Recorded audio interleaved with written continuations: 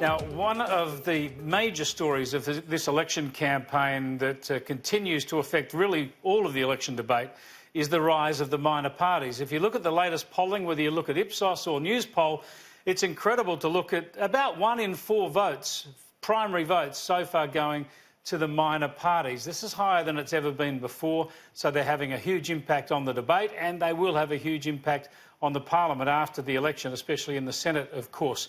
Brent O'Halloran has had a special look at the minor parties for us and a special look at some of the more unusual and less known minor parties.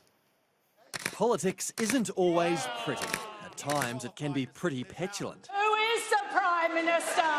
This is coal. Don't be afraid. It's coal. And it appears more and more Australians aren't keen on the status quo. We're seeing a lot of voters start to trickle away from the major parties at the moment. There's a sense among a lot of Australian voters that the parties just don't listen to them. 58 parties have so far registered ahead of next month's federal election. That's up 7 from the 2016 poll. There's parties based around single issues like the Voluntary Euthanasia Party and those inspired by international movements like Yellow Vest Australia. We still don't see the other options that we want in the Australian political landscape. This tiny Sydney office is the temporary home to one of the newest on the block, the Science Party. It's where they form policy, make podcasts and online videos. We've got a few problems in Australia at the moment, and our leaders reliably give us bad solutions. And wade through the mountain of paperwork that comes with running for office. I don't know the place of birth of my mum and dad. There's only a handful of them. All are volunteers relying on supporter donations, balancing full-time jobs and family commitments. And they want our politicians to base all their decisions on science. Technology and technological advancement is what makes our lives better.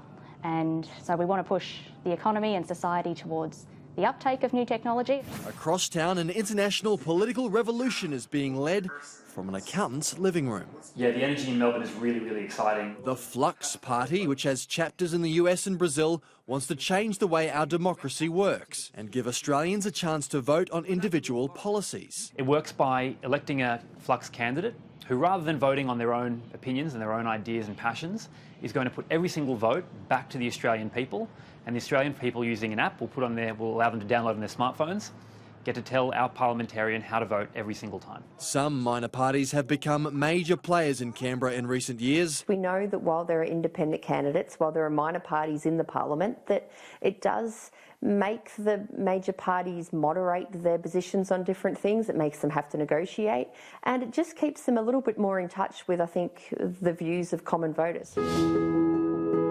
The Animal Justice Party is slowly building up its sway, having already won state seats. So we feel like we're getting there. The party is being successful. It's getting MPs elected. It's also getting changes made for animals. But keeping the established parties honest is costly. The Electoral Commission recently doubled the cost of entering a candidate in both houses to $2,000.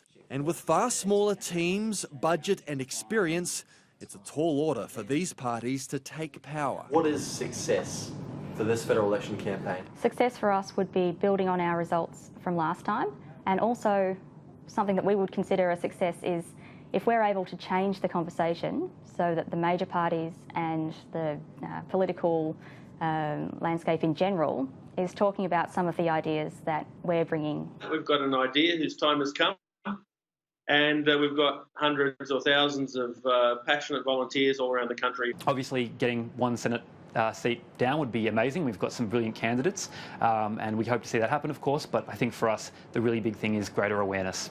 We know that the challenge we have right now is not so much convincing people to vote for us, it's just letting people know that we're here. Brent O'Halloran, Sky News.